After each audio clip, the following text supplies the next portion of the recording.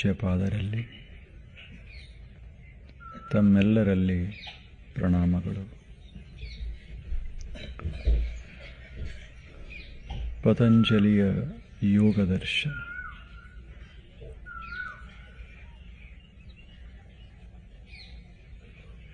ಶ್ರುತಾನುಮಾನ ಪ್ರಜ್ಞಾಭ್ಯಾಂ ಅನ್ಯ ವಿಷಯ ವಿಶೇಷಾರ್ಥತ್ವಾತ್ ತಜ್ಜಃ ಸಂಸ್ಕಾರಃ ಅನ್ಯ ಸಂಸ್ಕಾರ ಪ್ರತಿಬಂಧಿ ತಸ್ಯಾಪಿ ನಿರೋಧೆ ಸರ್ವನಿರೋಧಾತ್ ನಿರ್ಬೀಜಃ ಸಮಾಧಿ.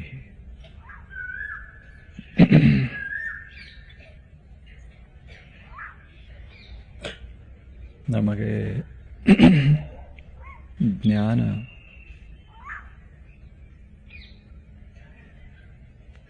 ಆಗ್ತದೆ.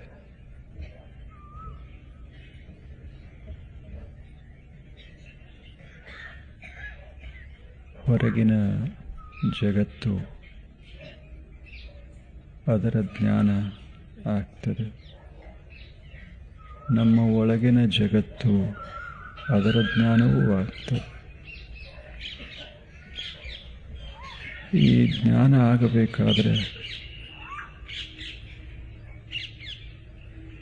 ಜ್ಞಾನ ಮಾಡಿಕೊಡುವಂಥ ಕಾರಣಗಳು ಬೇಕಾಗ್ತವೆ.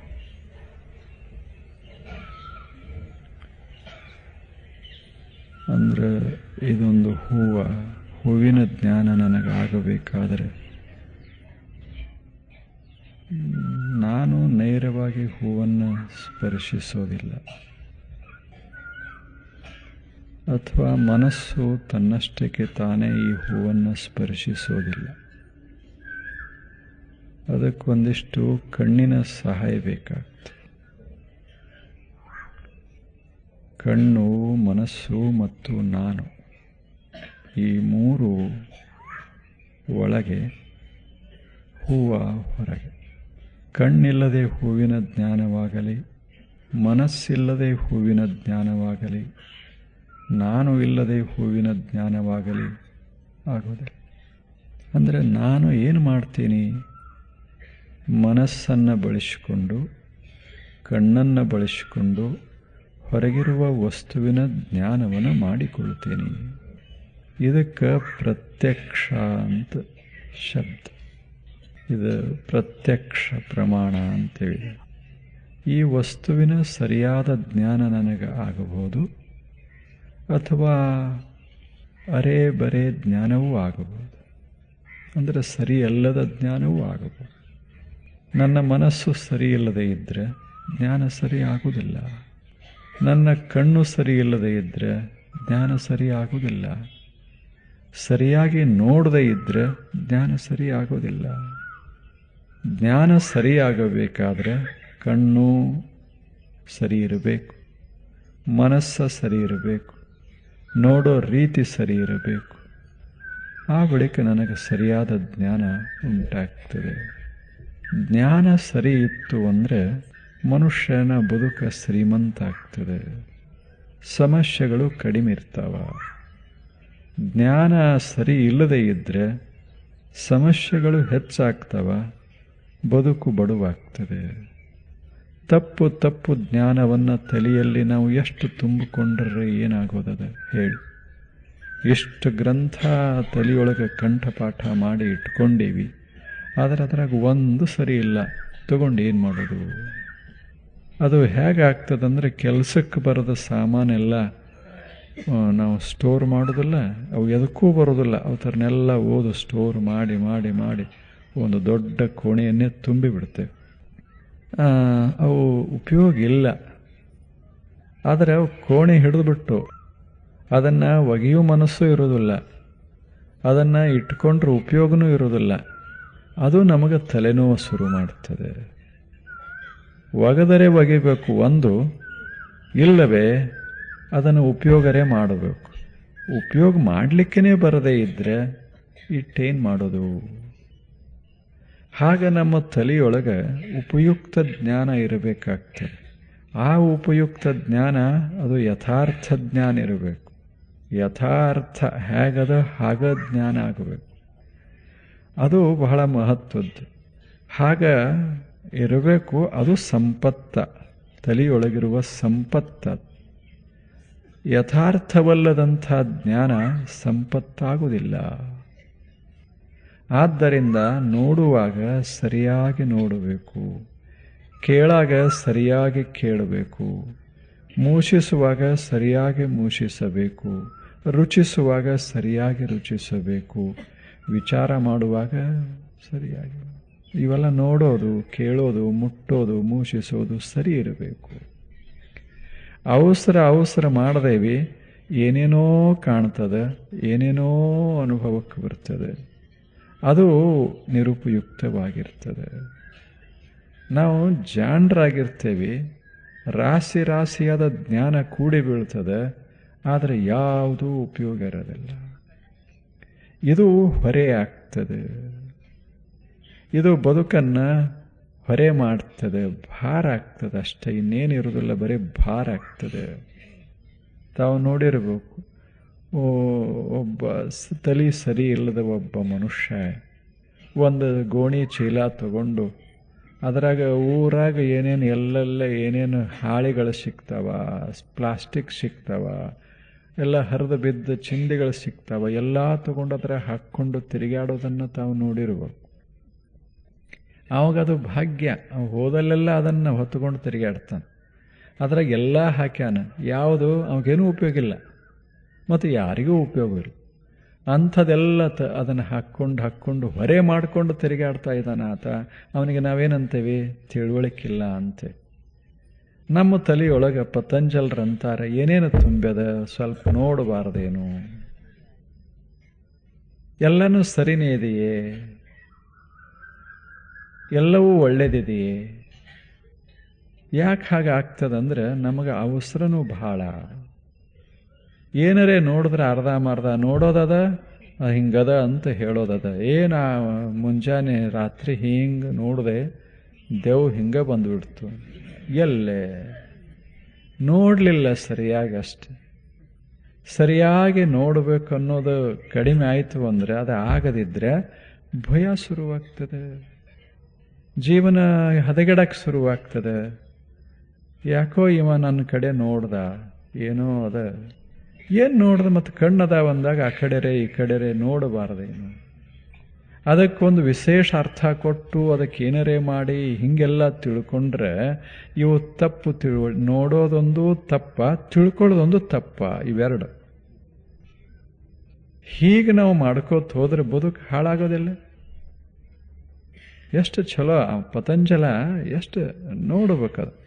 ನಮ್ಮ ಮನಸ್ಸಿನ ಸ್ಥಿತಿ, ನಮ್ಮ ಜೀವನದ ರೀತಿ ನೀತಿಗಳನ್ನು ಎಷ್ಟು ವಿವರವಾಗಿ ಎಷ್ಟು ಹಿಂಜಿ ಹೇಳೋದು.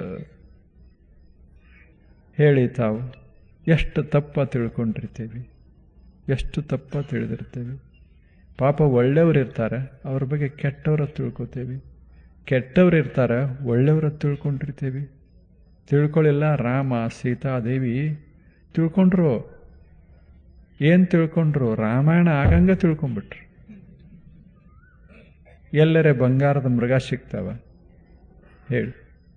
ಬಂಗಾರದ ಮೃಗಗಳು ಎಲ್ಲಾದರೂ ಇರ್ತಾವ? ಇರೋದಿಲ್ಲ. ಅಷ್ಟು ಚಂದಿತ್ತದು, ಅಷ್ಟು ಸುಂದರಿತ್ತು. ಅದು ಸರಿ ಇರಲಿಲ್ಲ, ಒಳಗೆ ಹಂಗಿರಲಿಲ್ಲ. ಅದು ಒಳಗೆ ಬಂಗಾರ ಇರಲಿಲ್ಲ, ನೋಡಕ್ಕೆ ಬಂಗಾರಿತ್ತು. ಒಳಗೆ ಬಂಗಾರ ಇಲ್ಲ ಅನ್ನೋದು ಸರಿಯಾಗಿ ತಿಳ್ಕೊಳ್ಳಾರದಕ್ಕೆ ಬೇಕು ಅನ್ನಿಸ್ತು, ಹಿಡ್ಯಾಕೆ ಹೋದರೂ ರಾಮಾಯಣ ಆಯ್ತಷ್ಟೇ. ನಮ್ಮದು ಹಂಗೆ ಅದ. ಅದು ಸರಿಯೋ ತಪ್ಪೋ ತಿಳ್ಕೊಳ್ಳಾರದಕ್ಕೆ ಹೋಗಿ ಹಿಡ್ಯಾಕೆ ಹೋಗ್ತೇವೆ, ಅದು ನಮ್ಮನ್ನು ಹಿಡಿದು ಬಿಡ್ತದೆ ಅಷ್ಟೇ. ಎಷ್ಟು ತಪ್ಪು ಭಾವನೆಗಳಿವೆ. ಇದು ಎರಡು. ಮೊದಲ ಸರಿಯಾಗಿ ನೋಡಲಿಲ್ಲ, ಆ ಬಳಿಕ ನೋಡಿದ್ದರೆ ಸರಿಯಾಗಿ ತಿಳ್ಕೊಳ್ಳಿಲ್ಲ. ಇದಕ್ಕೆ ವಿಪರ್ಯಯ ಜ್ಞಾನ ಅಂತ ಕರೀತಾರೆ. ವಿಪರ್ಯಯ ಅಂತ ಕರೀತಾರೆ. ಇದು ಇರುವುದಿಲ್ಲ, ಸರಿ ಇರುವುದಿಲ್ಲ, ಯಥಾರ್ಥ ಅಲ್ಲ. ಅದಕ್ಕೆ ಪತಂಜಲ ಹೇಳ್ತಾನೆ, ನೋಡು, ಜ್ಞಾನ ಆಗೋದು ಒಂದು 3 ರೀತಿಯಿಂದ ಆಗ್ತದೆ. ಆ ಮೂರು ಸರಿಯಾಗಿದ್ದರೆ ಎಷ್ಟೋ ಆರಾಮಾಗ್ತದೆ ಜೀವನದಾಗ. ಜ್ಞಾನವೂ ಹೆಚ್ಚಾಗ್ತದೆ ಮತ್ತು ಸರಿಯಾದ ಜ್ಞಾನ ಇರೋದರಿಂದ ಬದುಕಿಗೆ ಒಂಥರ ಕಳಿನೂ ಬರ್ತದೆ. ಯಾವ ಮೂರು? ಮೊದಲನೇದ್ದು ಕಣ್ಣಿನ ಮೂಲಕ ಬಹಳ ಜ್ಞಾನ ಆಗ್ತದೆ, ಇಂದ್ರಿಯಗಳ ಮೂಲಕ ಬಹಳ ಜ್ಞಾನ ಆಗ್ತದೆ. ನಾವು ನಿಸರ್ಗಕ್ಕೆ ಸದೈವ ಕೃತಜ್ಞರಾಗಿರಬೇಕು. ಏನು ಕಣ್ಣ? ತಾವು ಇಡೀ ದೇಹವನ್ನು, ಇಡೀ ಪ್ರಪಂಚವನ್ನು ನೋಡಿ ಕಣ್ಣೊಂದು ಇರಲದೆ ಇದ್ದರೆ ಏನದ? ನಾವು ಅರ್ಥವರ್ಮ್ ಆಗಿಬಿಡ್ತಿದ್ದೇವೆ, ಭೂಮಿಯಾಗಿರ್ತಾವಲ್ಲ ಹಾಗಾಗಿಬಿಡ್ತೇವೆ. ಎಷ್ಟದು ಇಷ್ಟ ಸಣ್ಣ ಕಣ್ಣ ಏನು ತೋರಿಸ್ತದೆ? ಎಷ್ಟು ತೋರಿಸ್ತದೆ? ಇಡೀ ಜಗತ್ತನ್ನು ತೋರಿಸ್ತದೆ. ಹೊರಗೊಂದಿಷ್ಟು ಬೆಳಕಿದ್ರೆ ಕಣ್ಣಿನ ಆ ವೈಭವ ನೋಡಬೇಕದು. ಎಲ್ಲವನ್ನ ಬದುಕಿಗೆ ಸಾರಭೂತ, ಬದುಕಿಗೆ ಅವಶ್ಯವಾದ ಏನೆಲ್ಲವನ್ನು ತಂದು ಒಳಗೆ ಸುರಿತದೆ, ಸೌಂದರ್ಯವನ್ನು ಒಳಗೆ ಸುರಿತದೆ. ಅದನ್ನು ನೋಡಿ ಮನುಷ್ಯ ಆನಂದ ಪಡಬಹುದು. ಅಷ್ಟೆಲ್ಲ ಹೊರಗೆ ನಿಸರ್ಗ ಇದೆ, ಇಷ್ಟೆಲ್ಲ ವೈಭವ ಇದೆ ಅನ್ನೋದನ್ನು ತೋರಿಸೋದೇ ಕಣ್ಣಲ್ಲೇನು. ಇಂಥ ಕಣ್ಣನೇ ಹೊಲಸಾಗಿ ಬಿಟ್ಟರೆ ಜೀವನ ಹೆಂಗೆ ಚೆಂದಾಗ್ತದೆ? ಕಣ್ಣ ನೋಡಬೇಕಲ್ಲ, ಒಳ್ಳೆಯದನ್ನು, ಸುಂದರವಾದದ್ದನ್ನು. ಜಗತ್ತಿನಾಗಿರೋದು ಎಲ್ಲವೂ ಸುಂದರವೇ. ನಾವು ಸ್ವಲ್ಪ ಬದಲಾದೇವಿ ಅಂದ್ರೆ ಅವು ಕುರೂಪ ಆಗ್ತಾವ, ಇಲ್ಲದಿದ್ದರೆ ಎಲ್ಲವೂ ಸುಂದರವೇ ಇರ್ತಾವ. ಒಂದು ಏಡಿ ಹೊಂಟಿತ್ತು, ಈಗ ಕಥೆಗೆ ಬರ್ದಲ್ಲ, ಅವರು ಭಾಳ ಚಂದ ಬರ್ದಾರ. ಒಂದು ಏಡಿ ಹೊಂಟಿತ್ತು. ಏಡಿ ಆ ಕಡೆ ಈ ಕಡೆ ಅದನ್ನು ನಡೆದಾಡೋ ರೀತಿ ಬೇರೆ. ಅದು ಅಡ್ಡ ನಡೆದಾಡ್ತಿರ್ತದೆ. ಮತ್ತು ಅದ್ರ ಮೈಯರಿ ಅಂಥ ಚಂದ, ಒಂಥರ ಕಾಲುಗಳು, ಒಂಥರ ಮುಖ, ಒಂಥರ ಕೈಯ, ಅದೆಲ್ಲ ದೇಹ ಒಂದು ಬಗೆ ಇತ್ತು. ಅದನ್ನು ನೋಡಿ ಒಂದು ಗಿಳಿ, ಬಹಳ ಸುಂದರಲ್ಲ ಗಿಳಿ, ಏನು ಎತ್ತ ನಡೀತಿ, ಏನು ಮಾಟ, ನೀವು ಬದುಕಬಾರ್ದಪ್ಪ, ನಾನು ಇನ್ನಂಗಿದ್ರೆ ಬದುಕ್ತಿದ್ದಿಲ್ಲ ಅಂತು. ಯಾವುದು ಗಿಳಿ? ಯಾಕೆ? ಬಣ್ಣದ. ಆವಾಗ ಏಡಿ ಹೇಳ್ತು, ಅದಕ್ಕೆ ನಾನು ನಿನ್ನ ಮಾತ ಯಾವಾಗೂ ಕಿವ್ಯಾಗ ಹಾಕ್ಕೊಂಡಿಲ್ಲ ಅಂತ. ಯಾಕೆ? ನಿನ್ನ ಮಾತು ಕಿವ್ಯಾಗ ಹಾಕ್ಕೊಂಡ್ರೆ ನಾನು ಸಾಯಬೇಕಲ್ಲ. ನಾನು ಬದುಕ್ತೀನಿ, ಬಹಳ ಮಹತ್ವದ್ದಲ್ಲ. ನಾನು ನೋಡಬಲ್ಲೆ, ನಾನು ಹಿಡಿಬಲ್ಲೆ, ಆಹಾರವನ್ನು ಅರಗಿಸಬಲ್ಲೆ.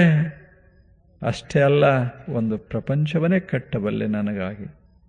ಇಷ್ಟೆಲ್ಲ ತಾಕತ್ತ ಇರುವಂಥ ಈ ಕಣ್ಣು, ಕೈಯ, ಕಾಲು ಇಷ್ಟೆಲ್ಲ ಇರುವಾಗ ಅದರಾಗ ಚಲೋ ಇಲ್ಲ ಅಂದ್ರೇನು? ಎಷ್ಟು ಚಲೋ ಅದಾವ ಕಣ್ಣು ನೋಡೋ. ನನ್ನ ಕಣ್ಣು ಎಷ್ಟು ಚೆನ್ನಾಗ್ಯದಾವ, ನನ್ನ ಕಾಲುಗಳು ಎಷ್ಟು ಚೆನ್ನಾಗ್ಯದಾವ. ನೀನು 2 ಕಾಲ, ನನಗಿಷ್ಟು ಕಾಲುಗಳು. ಏನದ ನೋಡೋ ರೀತಿ ಅದ. ನನಗೆ ನಾನೇ ಸುಂದರ, ನಿನಗೆ ನೀನೇ ಸುಂದರ. ಏನು ಬರೇ ಕಾಲೇ ಎಲ್ಲ ಹಿಡ್ಕೋತ ಮಾಡ್ಕೋತ ಏನಿಲ್ಲಪ್ಪ. ನಿನ್ನ ಕೈಯಲ್ಲಿ ಹಿಡ್ಯಾಕಿಲ್ಲ, ಕಾಲ 2 ಕಾಲ ಇರೋದು. ಏನು ನಿನ್ನ ಜೀವನ ಅಂತೂ ಇದು? ಏನು ಬರೇ ಮೈ ಮೇಲೆ ಬಣ್ಣ ಹಾಕ್ಕೊಂಡ್ರೆ ಆಗ್ತದೇನೋ? ಬಣ್ಣ ಯಾರಾದರೂ ಹಾಕೋತಾರೆ, ನೀರಾಗ ಬಾ ನೋಡೋಣ ಅಂತು. ಅದು ಪ್ರತಿಯೊಂದಕ್ಕೆ ತನ್ನದೇ ಆದ ವೈಭವ ಇರ್ತದೆ. ಆದ್ದರಿಂದ ಜಗತ್ತು ಬಹಳ ಸುಂದರವಾಗಿಯೇ ಅದ. ಅದಕ್ಕೆ ಜ್ಞಾನಿಗಳು ಅಥವಾ ಋಷಿಗಳು ಎಷ್ಟು ಚಂದ ಭಾರತೀಯರು ಒಂದು ದೊಡ್ಡ ಶಬ್ದ ಬಳಸಿದ್ರು. ನಿಮಗೆ ಗೊತ್ತದೆ, ಬಹಳ ಅದ್ಭುತವಾದದ್ದನ್ನು ಬಳಸಿದರು.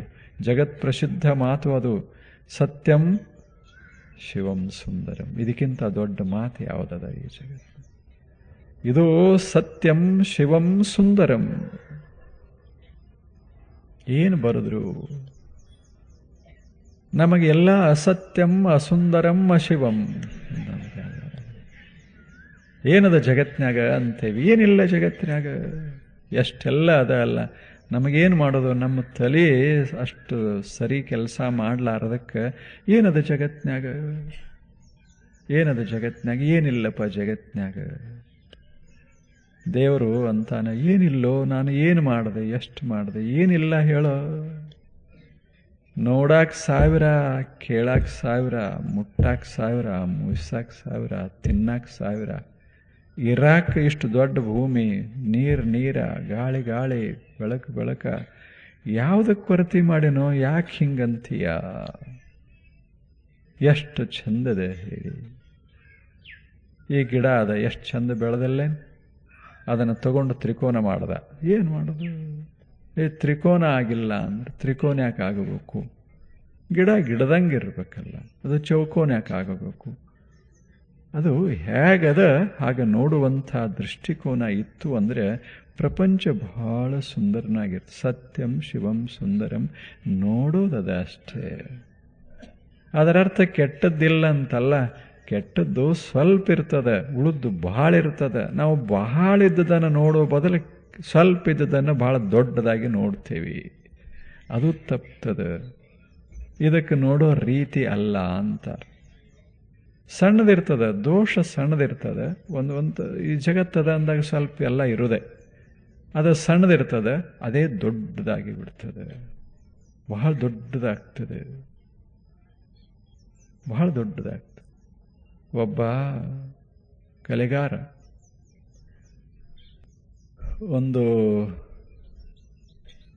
ಆತ ಝನ್ ಮಾಸ್ಟರು, ಬಹಳ ದೊಡ್ಡ ಕಲೆಗಾರ, ಝನ್ ಮಾಸ್ಟರ್ ಅಂದ್ರೆ ಗುರು, ಝನ್ ಗುರು ಆತ, ಬಹಳ ದೊಡ್ಡವ, ಜಪಾನಿ. ಅವನ ಹತ್ತಿರ ಶಿಷ್ಯರು ಬರ್ತಿದ್ರು ಶಿಷ್ಯತ್ವ ವಹಿಸೋದಕ್ಕೆ. ನಿಮ್ಮ ಹತ್ತಿರ ಇರ್ತೇವೆ, ನಮಗಿಷ್ಟು ನಿರ್ವಾಣ ಹೇಳಿ, ನಮಗಿಷ್ಟು ಝನ್ ಮಾರ್ಗ ತೋರಿಸಿ, ಸಮಾಧಾನದ ದಾರಿ ತೋರಿಸ್ರಿ ಅಂತ ತಿಳ್ಕೊಂಡು ಶಿಷ್ಯರು ಬರ್ತಿದ್ರು. ಎಲ್ಲ ವಯಸ್ಸಿನ ಶಿಷ್ಯರು ಬರ್ತಿದ್ರು. ಝನ್ ಗುರು ಏನು ಮಾಡಿದ್ದ ಅಂದರೆ ಒಂದು ಕೋಣೆ ಮಾಡಿದ್ದ.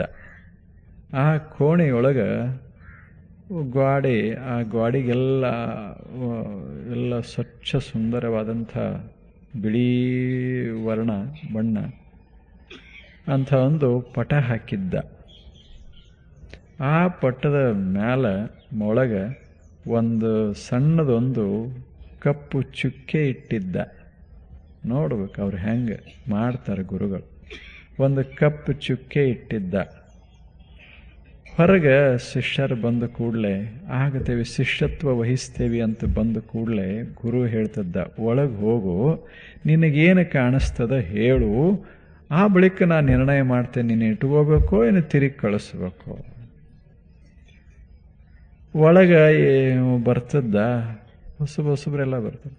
ಬಂದು ಒಂದು ಸಲ ಒಂದು ಶಿಷ್ಯ ಬಂದ, ಗುರುಗಳೇ ಎಲ್ಲ ಈಗೇನದ ಜಗತ್ತಿನಾಗ, ನಾನು ಆನಂದವಾಗಿ ಇರಬೇಕಾಗ್ಯದ, ಹೇಳಿ ಏನು ಗಳಿಸಿದರೆ ಏನು, ಏನು ಮಾಡಿದರೆ ಏನು, ನಿಮ್ಮ ಹತ್ರ ಇರಬೇಕಂತ ಭಾಳ ಇಚ್ಛೆ, ಏನು ಆನಂದ ಅದ ನಿಮ್ಮ ಹತ್ತಿರ ಅಂದ.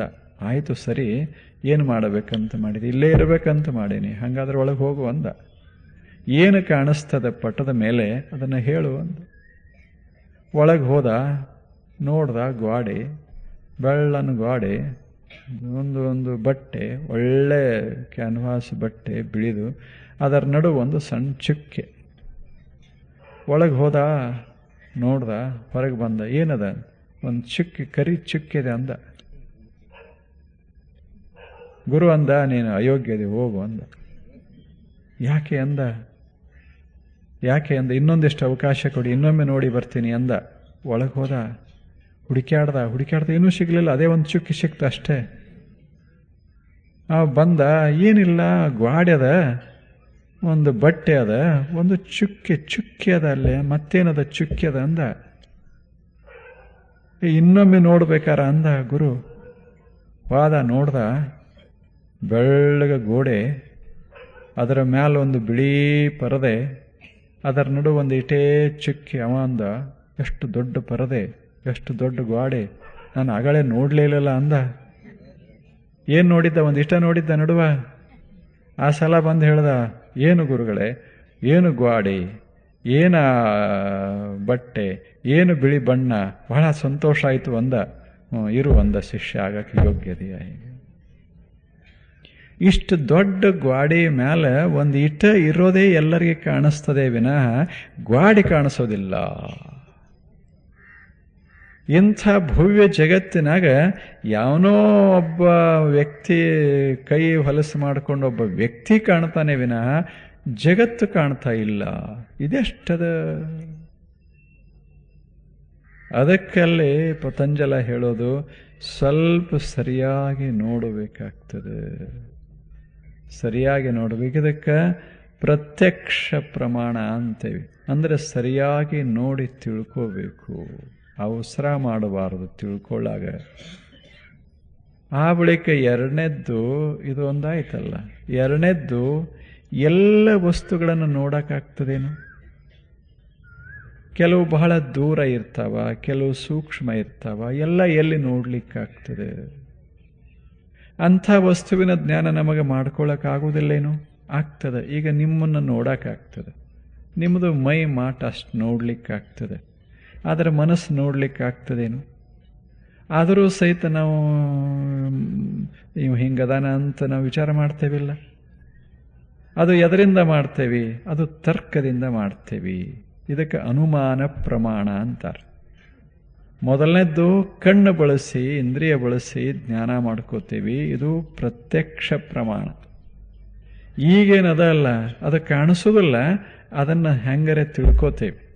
ಬೇರೆ ಮೂಲಕ ಕಾಣೋದನ್ನು ಕಂಡು ಕಾಣಲಾರದ್ದನ್ನು ತಿಳ್ಕೋತೇವೆ. ಅದು ಅನುಮಾನ ಮಾಡ್ತೇವೆ. ಅನುಮಾನದ ಮೂಲಕ ಜ್ಞಾನ ಆಗ್ತದೆ. ಅನುಮಾನದಿಂದ ಜ್ಞಾನ ಆಗ್ತದೆ. ಆಗುವುದೆಲ್ಲ ಹೀಗೆಷ್ಟೋ ಆಗ್ತದೆ. ಮನೆಗೆ ಹೋದೇವಿ, ಬಾಗಿಲ ಮುಚ್ಚಿತ್ತು, ಬಡದೇವಿ, ಯಾರೂ ತೆರಲಿಲ್ಲ. ಆ ಬಳಿಕ ಬಾಗಿಲ ಒತ್ತದೇವಿ, ಮನೆಯಾಗೆಲ್ಲ ಶಾಂತ, ಯಾರೂ ಕಾಣಲಿಲ್ಲ. ಅವಾಗ ನಾವೇನು ವಿಚಾರ ಮಾಡ್ತೇವೆ? ಏನೋ ಹಾಸಿಗೆ ಹಾಸ್ಯಾರ, ಆರಾಮಿಲ್ಲ, ಇಲ್ಲವೇ ಮನೆ ಬಿಟ್ಟು ಹೋಗ್ಯಾರ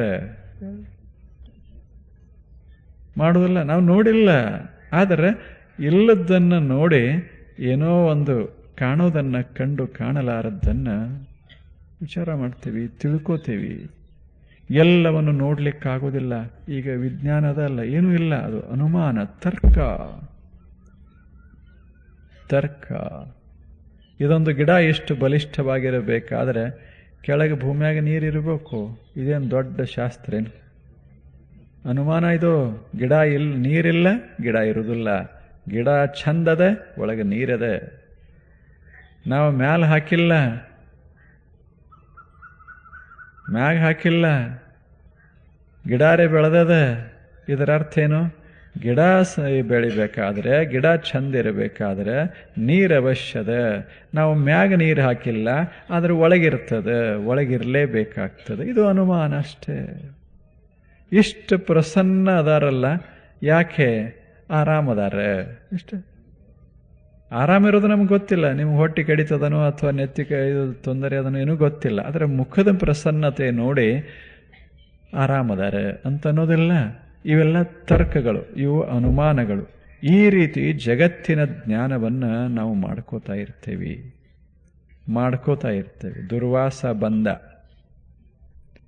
ದುರ್ವಾಸ ಬಂದ. ಶಕುಂತಲೆ ಕೂತ್ಕೊಂಡಿದ್ಲು. ಅದು ಕಣ್ವ ಋಷಿಗಳ ಆಶ್ರಮ. ಶಕುಂತಲ ಕೂತಾಳ, ತನ್ನ ಗುಡಿಸಲ ಎದರ ಕೂತಾಳ. ಆಕೆ ಯಾವುದೋ ಚಿಂತನೆಯೊಳಗೆ ಮುಳುಗ್ಯಾಳ. ಶಕುಂತಲ ಗೊತ್ತಿದೆ ನೀವು, ಶಕುಂತಲ ಮುಳುಗ್ಯಾಳ. ಕಣ್ವ ಋಷಿಗೆ ಅತೀ ಪ್ರೀತಿಯ ಮಗಳು ಶಕುಂತಲ. ಆಕೆ ಕೂತಾಳ. ಅಲ್ಲಿಗೆ ಮಹರ್ಷಿ ಬಂದ. ಅದು ಹೊರಗೆ ಗುಡಿಸಲ. ಆ ಬಳಿಕ ಒಳಗೆ ಆಶ್ರಮ. ದೂರ ಹೋದರೆ ಆಶ್ರಮ, ಸ್ವಲ್ಪ ದೂರ ಹೋದರೆ ಆಶ್ರಮ. ಇಲ್ಲಿ ಮೊಟ್ಟ ಮೊದಲ ದಾರಿಯೊಳಗೆ ಆದ ಕುಟೀರ. ಆ ಕುಟೀರದ ಎದುರ ದುರ್ವಾಸ ಮಹರ್ಷಿ ಬಂದು ಕೇಳಿದ, ಕಣ್ವ ಮಹರ್ಷಿಗಳು ಇದ್ದಾರೆ ಅಂತ ಕೇಳಿದ. ಆಕೆಗೆ ಕೇಳಿಸ್ಲಿಲ್ಲ. ಇಲ್ಲ, ಕಥೆ ಎಷ್ಟು ಚಂದ ಬರೆದಾರ. ಕೇಳಿಸ್ಲಿಲ್ಲ. ಯಾಕೆ ಕೇಳಿಸೋದಿಲ್ಲ? ಕಿವಿ ಇಲ್ಲಂತಲ್ಲ, ಮನಸ್ಸು ಎಲ್ಲೋ ಹೋಗಿದೆ. ಎರಡನೇ ಸಲ ಕೇಳ್ದ, ಕಣ್ವ ಋಷಿಗಳು ಇದ್ದಾರೆ ಅಂತ ಕೇಳ್ದ.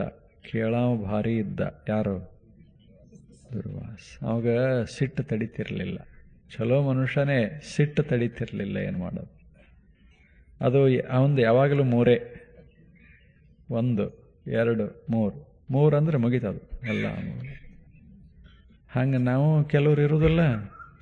ಇದು ಒಂದೇ ಮಾತು, 2 3 ಆದ ಕೂಡಲೇ ನೋಡು ಅಂತೇಳಿ. 3 ಆದ ಕೂಡಲೇ ಏನು ನೋಡೋದು? ಏನೂ ಇರೋದಿಲ್ಲ. ಹಂಗೆ ಮಹರ್ಷಿ 2ನೇ ಮಾತು ಕೇಳ್ದ, 2 ಸಲ ಕೇಳದೆ ಅಂದ. ಕೇಳಿಸ್ಲಿಲ್ಲ. ಯಾಕೆ? ಯಾವುದೋ ಚಿಂತನೆಯೊಳಗೆ. 3ನೇ ಸಲ ಕೇಳ್ದ, ಎಲ್ಲದಾರ ಕಣ್ವ ಅಂತ ಕೇಳ್ದ. ಕೇಳಿಸ್ಲಿಲ್ಲ. ಅವ ನೋಡ್ದ, ಈ ಶಕುಂತಲ ಇಲ್ಲಿಲ್ಲ. ಶಕುಂತಲೆಯ ಮನಸ್ಸಿನಲ್ಲೇ ಯಾವನೋ ಅದಾನ.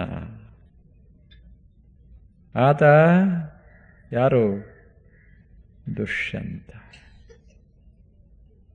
ಯಾವನೋ ಅದಾನ. ಎಷ್ಟನಿಸ್ತೋ ಶಾಪ ಕೊಟ್ಟ. ಯಾವನ್ ನೆನೆಸ್ತೀಯಲ್ಲ ಅವ ಮರೆತು ಬಿಡ್ಲಿ ಅಂದ. ಇವ ಮಾಡೋದು ಹೀಗೆ ಋಷಿಗಳೇ. ಗೊತ್ತು ಮಾಡ್ಕೊಂಡ. ಏನು ಗೊತ್ತು ಮಾಡ್ಕೊಂಡ?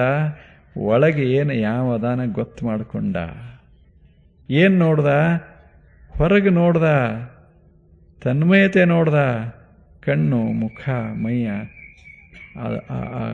ಹಾವಭಾವ ಎಲ್ಲವನ್ನು ನೋಡಿ ಒಂದು ಅಭಿಪ್ರಾಯಕ್ಕೆ ಬಂದು, ಒಂದು ಜ್ಞಾನ ಅವನಿಗೆ ಅನುಮಾನಕ್ಕೆ ಬಂದ. ಒಳಗೆ ಅವನೋ ಅದಾನ. ಯಾಮ್ಯಾಕಿರೋಲ್ಲಾಕ ಮರ್ತು ಬಿಡ್ಲಿ ಅಂದ. ಅಲ್ಲ ಇದಕ್ಕೆ ಅನುಮಾನ ಅಂತೇವೆ. ಸುಮ್ಮನೆ ನೋಡ್ತೇವೆ, ಅದು ಸರಿ ತಪ್ಪ ಪ್ರಶ್ನೆ ಇಲ್ಲ. ಎಷ್ಟೋ ಸಲ ತಪ್ಪೂ ಆಗಬಹುದು. ನೋಡೋದನ್ನು ನೋಡ್ದ, ಕಾಣೋದನ್ನು ನೋಡ್ದ, ಕಾಣಲಾರದ್ದನ್ನು ತಿಳ್ಕೊಂಡ. ಇದು ಅನುಮಾನ ಪ್ರಮಾಣ. ಅನುಮಾನ ಪ್ರಮಾಣ ಎಷ್ಟು ಚಂದಿಲ್ಲ ಇದು ಪ್ರಮಾಣ. ಇದು ಅನುಮಾನ. ಇವು ಏನದಾವಲ್ಲ ಮನುಷ್ಯನಾಗಿಂದ ತಿಳ್ಕೊಳ್ಳೋದು ಒಮ್ಮೊಮ್ಮೆ ತಪ್ಪುತ್ತಾವ. ಬಹಳ ದೊಡ್ಡ ಘೋರ ಪರಿಣಾಮಗಳು ಆಗ್ತವ. ಹಿಂಗಿರಬೇಕು ಅಂತ ಹೊರಡ್ತೇವೆ, ಹಂಗಿರುವುದಿಲ್ಲ. ಅದಕ್ಕೆ ಅನುಮಾನ ಪ್ರಮಾಣ ಬಳಸೋರು ಬಹಳ ಜಾಣಿರಬೇಕಾಗ್ತದೆ. ಎಲ್ಲರಿಗೆ ಬಳಸಕ್ಕೆ ಬರೋದಿಲ್ಲ. ಅದು ಒಂದು ನರಿ ಇತ್ತು, ನಿಮಗೆ ಗೊತ್ತಿರಬೇಕು. ಒಂದು ನರಿ ಇತ್ತು. ನರಿದೊಂದು ಗುಹಾ. ಅದು ನರಿ ಮೇಯಕ್ಕೆ ಹೋಗಿತ್ತು. ಆವಾಗ ಆ ಗುಹೆಯಲ್ಲಿ ಒಂದು ಹುಲಿ ಬಂತು.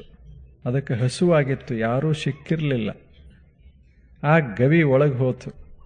ಅದಕ್ಕೆ ಗೊತ್ತು ಇದು ನರಿ ವಾಸ ಮಾಡ್ತದೆ, ಒಳಗೆ ಕುಂಡ್ರಬೇಕು, ನರಿ ಬಂದು ಕೂಡಲೇ ಹಿಡಿದು ಬಿಡಬೇಕು ಅಂತ ತಿಳ್ಕೊಂಡು ಅದು ಒಳಗೆ ಹೋಯ್ತು. ನರಿನೇ ಬಹಳ ತರ್ಕಶಾಸ್ತ್ರಿ, ಅದು ಬಹಳ ಬುದ್ಧಿವಂತ. ನರಿ ಬಂತು, ಬಾಗಿಲ್ದಾಗ ಒಂದು ಕ್ಷಣ ನಿಂತು ನೋಡ್ತು. ಅದಕ್ಕೆ ಅನಿಸ್ತು ಒಳಗೇನೋ ಅದ ಇಲ್ಲ ಅಂದಾಗ ಹೊರಗೆ ಹೋಗಿಲ್ಲ. ತಲೆ ಹೆಂಗದ ಎಷ್ಟು ನಿಖರವಾದ ಅದು ಅನುಮಾನ ಪ್ರಮಾಣ ಇದೆ. ಒಳಗೆ ಯಾವಾಗ ಹೋಗ್ಯದ ಅಂದಾಗ ಅದು ಹೊರಗೆ ಬಂದಿತ್ತು ಅಂದರೆ ಹೊರಗೆ ಹೋಗುವಂಥ ಹೆಜ್ಜೆಗಳು ಬರಬೇಕಲ್ಲ. ತರ್ಕ ಮಾಡ್ತು, ಏನೋ ಒಳಗೇನೋ ಅದ ಅಂತ ತರ್ಕ ಮಾಡ್ತು. ಹೋಗಲಿಲ್ಲ, ಒಳಗೆ ಹೋಗಲಿಲ್ಲ. ಹೇಗದ ಅದು ಕಲ. ನೋಡಿಲ್ಲ, ಒಳಗೇನದ ನೋಡಿಲ್ಲ. ಆದರೆ ಒಳಗೇನದ ಅದಕ್ಕೆ ಗೊತ್ತದೆ. ಒಳಗೇನದ ಹುಲಿ ಅದ ಅಂತ ಗೊತ್ತಾಗ್ಯದ. ಯಾಕೆ? ಇಲ್ಲಿ ನೋಡ್ಯದ.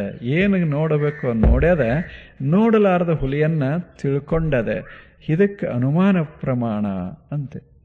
ಈ ರೀತಿ ಮನುಷ್ಯಗೆ ಜ್ಞಾನ ಆಕ್ಕೋತ ಹೋಗ್ತದೆ. ಇದು ಸರಿಯಾಗಿ ಬಳಸಬೇಕು. ಇಲ್ಲದೇ ಇದ್ರೆ ತಪ್ಪು ಜ್ಞಾನ ಬಹಳ ಆಗ್ತದೆ. ಅನುಮಾನ ಕೆಮ್ಮ್ಯಾನ ಅಂದಾಗ ಇವ ಏನೋ ಮೋಸ ಮಾಡ್ಯಾನ. ಇವೆಲ್ಲ ಅನುಮಾನಗಳಲ್ಲ. ಇವು ಸರಿಯಾದ ಅನುಮಾನಗಳಲ್ಲ. ಅಡಿಗೆ ಮಾಡಿಲ್ಲ ಮನ್ಯಾಗ ಏನೋ ಆಗಿದೆ. ಇವೆಲ್ಲ ಸುಮ್ಮನೆ ಕಲ್ಪನೆಗಳಿವೆಲ್ಲ. ಸ್ವಲ್ಪ ತಡ ಆಗಿದ್ದೆ ಆಗಿರ್ತದೆ, ಅಥವಾ ಏನೋ ಇರ್ತದೆ.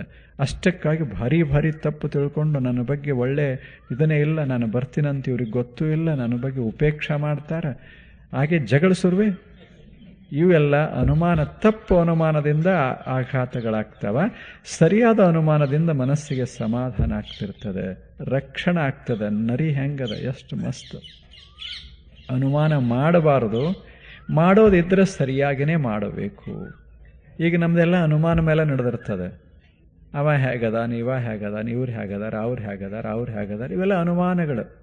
ನಾವೇನು ಪಕ್ಕ ನೋಡೋದಿಲ್ಲ ಬಿಡೋದಿಲ್ಲ, ಸುಮ್ಮನೆ ತಿಳ್ಕೊಂಡಿರ್ತೇವೆ ಇಷ್ಟ. ಹೀಗಿದ್ರೆ ಹೀಗೆ ಆಗ್ತದೆ ಅಂತ ತಿಳ್ಕೊಂಡಿರ್ತೇವೆ. ಇವೆಲ್ಲ ಕಡಿಮೆ ಆಗದೆ ಜೀವನ ಸುಧಾರಿಸೋದಿಲ್ಲ. ಎರಡಾದೂ ಅಲ್ಲ, ಒಂದು ಪ್ರತ್ಯಕ್ಷ, ಎರಡನೇದ್ದು ಅನುಮಾನ. ಜ್ಞಾನ ಪಡೆಯುವಂಥ ಎರಡು ಮಾರ್ಗ. ಮೂರನೇ ಮಾರ್ಗ, ಯಾರಾದರೂ ಬಲ್ಲವರು ನೋಡಿರ್ತಾರೆ, ಕೇಳಿರ್ತಾರೆ, ಅನುಭವಿಸಿರ್ತಾರೆ, ಅವರೆರಡು ಮಾತು. ಆ ಮಾತು ಕೇಳ್ದೇವಿ ಅಂದ್ರೆ ಅವ್ರೇನು ನೋಡ್ಯಾರ, ಅವ್ರೇನು ಅನುಭವಿಸ್ಯಾರ, ನಾವು ಅನುಭವಿಸ್ತೇ ಇದ್ದರೂ ಸಹಿತ ಅದರ ಜ್ಞಾನ ನಮಗೆ ಆಗ್ತದೆ. ಇದಕ್ಕೆ ಶ್ರುತ ಅಂತ ಕರೀತಾರೆ. ಕೇಳಿ ತಿಳ್ಕೋತೇವಿ, ಕಲ್ಪನಾ ಮಾಡಿ ತಿಳ್ಕೋತೇವಿ, ನೋಡಿ ತಿಳ್ಕೋತೇವಿ. ಇವೇ ಮೂರು ಜ್ಞಾನದ ಮೂರು ಮಾರ್ಗಗಳಿವೆ. ಈ ಮೂರೂ ಮಾರ್ಗ ಚಲೋ ಇರಬೇಕು. ಯಾರ ಮಾತು ಕೇಳೋರದೇವಿ ಅವರು ಪ್ರಾಮಾಣಿಕರದಾರ ಇಲ್ಲ ಗೊತ್ತು ಮಾಡ್ಕೋಬೇಕು. ಸುಮ್ಮನೆ ಒಬ್ಬ ಹೇಳ್ದ, ಏನೋ ನಿನ್ನ ಮನ್ಯಾಗ ಏನು ನಡೆದ ಗೊತ್ತೇನು ನಿನಗೆ? ಸುಮ್ಮನೆ ಅವ ಪ್ರಾಮಾಣಿಕ ಅದಾನ ಇಲ್ಲ ಏನೂ ವಿಚಾರ ಮಾಡಲಿಲ್ಲ. ಇವ ಮನೆ ಇದು ಅಂಗಡಿಯಾಗ ಹಿಂಗೆ ಹೇಳ್ದ, ಇವ ಗಾಬರಿಯಾಗಿ ಒಂದು ನಿಮಿಷ ಕೂಡ್ರು, ಹೋಗಿ ಬರ್ತೀನಿ ಮನೆಗೆ ಅಂತ ಹೋದ. ಏನಾಗ್ಯದ ನೋಡಕ್ಕೆ ಹೋದ. ಇವ ಬಂದಿದ್ದಲ್ಲ ಎಲ್ಲ ತಗೊಂಡು ಹೋದ. ಅವಾಗ ಮನ್ಯಾಗ ಹೇಳಿದರು, ಅಲ್ಲೇನಾಗ್ಯದ ನೋಡಿ ಬರ್ರಿ ಅಂದರು. ಏನು ಮಾಡೋದದ? ಹೀಗಾಗಿ ಜೀವನ ಹಾಳಾಕೋತ ಹೋಗ್ತದೆ. ಸ್ವಲ್ಪ ವಿಚಾರ ಮಾಡಬೇಕು ಮನುಷ್ಯ. ನಮ್ಮ ಬದುಕು ತಪ್ಪೋದು ಕೆಡೋದು ಎದರಿಂದ ಅಂದರೆ ಈ ಮೂರು ಪ್ರಮಾಣಗಳಿಂದ. ಪ್ರಮಾಣ ಸರಿ ಇದ್ದು ಆರಾಮಿರ್ತೇವೆ, ಪ್ರಮಾಣ ಸ್ವಲ್ಪ ತಪ್ತು ಅಂದರೆ ಘೋರ ಪರಿಣಾಮಗಳನ್ನು ಅನುಭವಿಸಬೇಕಾಗ್ತದೆ. ನಾವು ಅನ್ನೋದಲ್ಲ, ನಮ್ಮ ಬಗ್ಗೆ ತಪ್ಪು ತಿಳ್ಕೊಂಡಾರೆ, ನಾನು ಇನ್ನೊಬ್ಬರ ಬಗ್ಗೆ ತಪ್ಪು ತಿಳ್ಕೊತೀನಿ, ಅವರು ನಮ್ಮ ಬಗ್ಗೆ ತಪ್ಪು ತಿಳ್ಕೊತಾರೆ. ಯಾಕೆ? ಯಾರಿಗೂ ಇದು ಇಲ್ಲಲ್ಲ, ಪರೀಕ್ಷಾ ಮಾಡಿ ತಿಳ್ಕೊಬೇಕಂತನ್ನುವಷ್ಟು ವ್ಯವಧಾನ ಎಲ್ಲದ, ಬ್ಯಾಳೆ ಎಲ್ಲದ. ಅವಸರ ಮಾಡೋದದ, ಅವಸರ ತಿಳ್ಕೊಳ್ಳೋದದ, ಅವಸರ ಬದುಕೋದದ, ಪೆಟ್ಟು ತಿನ್ನೋದದ, ಹೋಗೋದದ. ಇದು ಸ್ವಲ್ಪ ಯೋಚನೆ ಮಾಡಬೇಕು ಮನುಷ್ಯ. ಜ್ಞಾನ ಬಹಳ ಮಹತ್ವದ್ದು ಜೀವನದಲ್ಲಿ. ಆ ಜ್ಞಾನದ ಮೇಲೆ ಬದುಕನ್ನು ನಾವು ಕಟ್ಟಬೇಕಾಗ್ತದೆ. ಆದ್ದರಿಂದ ಜ್ಞಾನ ಶುಚಿ ಇದ್ದಷ್ಟು, ಸ್ವಚ್ಛ ಇದ್ದಷ್ಟು ನಮ್ಮ ಜೀವನ ಸುಂದರವಾಗ್ತದೆ. ಇಷ್ಟಾದೂ ಅಲ್ಲ, ಮೂರು ಓದಿ ಅಥವಾ ಕೇಳಿ ತಿಳ್ಕೋತೇವಿ, ಕಲ್ಪನೆ ಮಾಡಿ ಅಥವಾ ತರ್ಕ ಮಾಡಿ ತಿಳ್ಕೋತೇವಿ, ನೋಡಿ ತಿಳ್ಕೋತೇವಿ. ಈ ಮೂರು ಬಹಳ ಮಹತ್ವದ್ದು. ಈ ಮೂರು ಶುದ್ಧವಾಗಿರಬೇಕು. ಇನ್ನು ಈಗ ಏನು ತಿಳ್ಕೋತೇವಿ ಈ ಮೂರರಿಂದ? ಕಣ್ಣಿನಿಂದ ತಿಳ್ಕೋಬೇಕಾದ್ರೆ ಜಗತ್ತು ಬೇಕಾಗ್ತದೆ, ಅದಕ್ಕೆ ರೂಪ ರಂಗ ಎಲ್ಲ ಬೇಕಾಗ್ತದೆ. ಈಗ ಭಗವಂತಗೆ ರೂಪ ರಂಗ ಅದನೋ ಹೇಗೆ? ಆತ್ಮ ವಸ್ತುವಿಗೆ ರೂಪ ರಂಗ ಅದನೋ ಹೇಗೆ? ಪತಂಜಲ ಕೇಳ್ತಾರೆ, ಏನು ಅದನೋ ಹೇಗೆ? ಅವನಿಗೂ ನಮ್ಮಂಗೆ ಎರಡು ಕೈಯ, ಎರಡು ಕಾಲ, ಒಂದು ಮುಖ, ಒಂದು ಬೆನ್ನ, ಹೊಟ್ಟೆ, ಅವನು ಒಂದಿಟ್ಟು ಉಣ್ತಾನ, ಅವನದು ಒಂದು ಅಡುಗೆ ಮನೆ ಅದ, ಅವನದು ಒಂದು ಜಳಕ ಮಾಡೋ ಮನೆ ಅದ, ಅವನದು ಒಂದು ಬೆಡ್ರೂಮ್ ಅದ. ಹೀಗೇನಾದರೂ ಇದೆಯೇ? ಪ್ರಶ್ನೆ ಇದು. ಹಾಗಿತ್ತು ಅಂದರೆ ಕಣ್ಣಿಗೆ ಕಾಣಿಸ್ಬೋದು. ಹಾಗ ಇದ್ದರೆ ಕಣ್ಣಿಗೆ ಕಾಣಿಸ್ತಾನ. ಹಾಗ ಇಲ್ಲದೆ ಇದ್ದರೆ ನಾವು ನೋಡಬೇಕು ಅಂದರೆ ಹೆಂಗೆ ಕಾಣೋದು? ಯಾವ ವಸ್ತುವನ್ನು ನೋಡಬೇಕು ಅಂತ ನಾವು ಇಚ್ಛೆ ಪಡ್ತೇವೆ, ನೋಡಿಸಿಕೊಳ್ಳುವ ಗುಣಗಳದರಾಗಿರಬೇಕಲ್ಲ. ಹೆಂಗೆ ಆತ್ಮ ಸಾಕ್ಷಾತ್ಕಾರ ಅಂದರೆ ಕಣ್ಲೆ ಸಾಕ್ಷಾತ್ಕಾರ ಆಗ್ತದೆ. ನಾವು ನೋಡ್ತೇವೆ, ನಮಗೆ ದೇವರ ಸಾಕ್ಷಾತ್ಕಾರ ಆಗ್ತದೆ ಅಂತ ಹೇಳ್ತೇವೆ. ಆ ದೇವರು ಯಾರು? ಸತ್ಯ ಅನ್ನೋದು ದೇವರಿದ್ರೆ, ಪರವಸ್ತುವೇ ದೇವರಿದ್ರೆ, ಅದು ಹಿಂಗೆ ಬಣ್ಣ ಪಣ್ಣ ಆಕಾರ ಇದು ಹೊಂದಿದೆಯೇ? ಯಾಕೆ ಕಣ್ಣಿಗೆ ಕಾಣಿಸ್ಬೇಕಾದ್ರೆ ಹಂಗೆ ಇರಲೇಬೇಕಲ್ಲ. ಯಾವುದಕ್ಕೆ ಬಣ್ಣ ಇಲ್ಲ, ಯಾವುದಕ್ಕೆ ಆಕಾರ ಇಲ್ಲ, ಯಾವುದಕ್ಕೆ ರೂಪ ಇಲ್ಲ, ಅದನ್ನು ಕಣ್ಣು ಕಾಣ್ತದೋ ಹೇಗೆ? ಕಾಣಬೇಕು ಅಂತ ನಾವು ಹೊರಟೇವಿ ಅಂದ್ರೆ ನಾವು ಬೇಕಾದ ಪ್ರಯತ್ನ ಮಾಡೋಣ. ಕಾಣಬೇಕು ಅಂತ ಹೊರಟ್ರೆ ಅದು ಹಂಗೆ ಲಕ್ಷಣ ಇರಬೇಕಲ್ಲೇ, ಆ ಗುಣಗಳದ್ರಾಗಿರಬೇಕಲ್ಲ. ನಾವು ವಿಚಾರ ಮಾಡಬೇಕು ಒಂದಿಷ್ಟು. ಇದು ವಿಚಾರ ಮಾಡಿದ್ದು 2-3 ಸಾವಿರ ವರ್ಷದ ಹಿಂದೆ. ಎಂಥ ವಿಚಾರ ಮಾಡ್ತಾರೆ ಋಷಿಗಳಂತೂ, ಅದ್ಭುತ ಆಲೋಚನೆ ಮಾಡಿದ್ರು. ಕಾಣೋ ಅಂಥದ್ದಿದ್ರೆ ಕಾಣಿಸ್ತದೆ ಕಣ್ಣಿಗೆ. ಕಾಣಲಾರದ್ದನ್ನು ಕಣ್ಣು ಕಾಣಬೇಕತ್ತ ನಾವು ಎಷ್ಟು ಕಷ್ಟಪಟ್ಟರೆ ಹೆಂಗೆ ಕಾಣೋದದ? ಹೇಗೆ ಕಾಣೋದು ತಾವು ಹೇಳಿ? ಕಾಣಲಾರದ ವಸ್ತು ಅದು, ಅದನ್ನು ಕಾಣಬೇಕಂತ ನಾವು ಹೊರಟೀವಿ. ಯಾವ ಗುಡ್ಡಕ್ಕೆ ಹೋದರೆ ಏನು, ಹಿಮದ ಬೆಟ್ಟಕ್ಕೆ ಹೋದರೆ ಏನು, ಯಾವ ಕಷ್ಟಪಟ್ಟರೆ ಏನು, ಹೆಂಗೆ ಕಾಣೋದು? ಹೇಗೆ ಕಾಣೋದು? ಈಗ ಹೂವಿನಾಗ ಮಕರಂದದ, ಇದು ಸುಗಂಧದ, ಕಾಣ್ತೀನಿ ಅಂದ್ರೆ ಏನು ಕಾಣೋದು? ನಾ ಕಣ್ಲೆ ನೋಡೇ ಬಿಡ್ತೀನಿ. ಇಲ್ಲಿಕಂದ್ರೆ ನಾನು ಈ ಉಪವಾಸ ಕೂಡ್ತೀನಿ. ನೀನು ಉಪವಾಸ ಕೂಡು, ವನವಾಸ ಮಾಡು, ಏನರೇ ಮಾಡು, ನಾ ಇರೋದು ಹೀಗೆ ಕಣ್ಣಿಗೆ ಕಾಣಲಾರದಂಗೆ. ಯಾವುದು ಸುಗಂಧ, ಸುವಾಸನೆ ಎಂದಾದರೂ ಕಣ್ಣಿಗೆ ಕಾಣಿಸ್ತದೆ. ಅದನ್ನು ಮೂಗಿನಿಂದ ಆಸ್ವಾದನ ಮಾಡಬೇಕೇ ವಿನಃ ಕಣ್ಣಿನಿಂದ ನೋಡಬೇಕು ಅಂತಲ್ಲ. ಆದರೆ ನಮ್ಮದೇನು ಛಲ, ನಾವು ಛಲಗಾರರು, ನಾವು ನೋಡೇ ಬಿಡ್ತೇವೆ.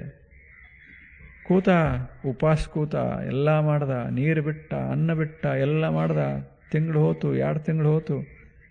ಅದು ಸುಗಂಧ ಅಂತೂ ಯಾಕೆ ಸುಮ್ಮನೆ ನೀ 1,00,000 ವರ್ಷ ಕೂತರು ನಾ ಏನು ಬರೋದು? ಯಾಕೆ ನಾನು ಹಂಗಿರೋದೇ ಹಾಗೆ, ನಾ ಏನು ಮಾಡೋಕ್ಕಾಗತ್ತೆ ಹೇಳೋದು? ನಾನು ಇರೋದೇ ಹಾಗೆ. ಹಾಗೆ ಪರಮಾತ್ಮನನ್ನು, ಸುಗಂಧವನ್ನು ಯಾವ ರೀತಿ ನೋಡಬೇಕೋ ಆ ರೀತಿಯೇ ಸುಗಂಧವನ್ನು ಅನುಭವಿಸಬೇಕೇ ವಿನಃ ಬೇರೆ ರೀತಿಯಿಂದ ಅನುಭವಿಸಲಿಕ್ಕೆ ಬರುವುದಿಲ್ಲ. ಹಾಗೆ ಭಗವಂತ, ಹಾಗೆ ದೇವರು, ಹಾಗೆ ಸತ್ಯ, ಪರಮ ಸತ್ಯ, ಅದನ್ನು ಯಾವ ರೀತಿ ಅನುಭವಿಸಬೇಕೋ ಆ ರೀತಿಯೇ ಅನುಭವಿಸಬೇಕಾಗ್ತದೆ. ನಾವು ಕಣ್ಲೆ ನೋಡೇ ತೀರ್ತೇವೆ ಅಂತ ಉಪವಾಸ ಕೂತ್ರೆ, ವನವಾಸ ಮಾಡಿದರೆ ಆಗ್ತದೇನು ಅಂತಾನೆ ಪತಂಜಲ. ದೇವರಂದ್ರೆ ಹೇಗದಾನ ಆಲೋಚನಾ ಮಾಡಿದಿರಾ? ದೇವರಂದ್ರೆ ತತ್ವವೋ ಏನು ವ್ಯಕ್ತಿಯೋ? ದೇವರಂದ್ರೆ ಮೂಲ ಕಾರಣವೋ ಏನು ಕಾರ್ಯವೋ?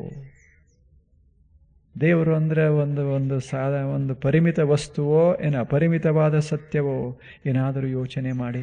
ಮನುಷ್ಯನೇ, ನೀನು ಅನ್ನೋದು ಸಹಿತ ಕಾಣೋದಿಲ್ಲ. ಆದ ಬಳಿಕ ಇನ್ನು ಉಳಿದನ್ನು ಹೆಂಗೆ ಕಾಣ್ತೀಯ ಹೇಳು?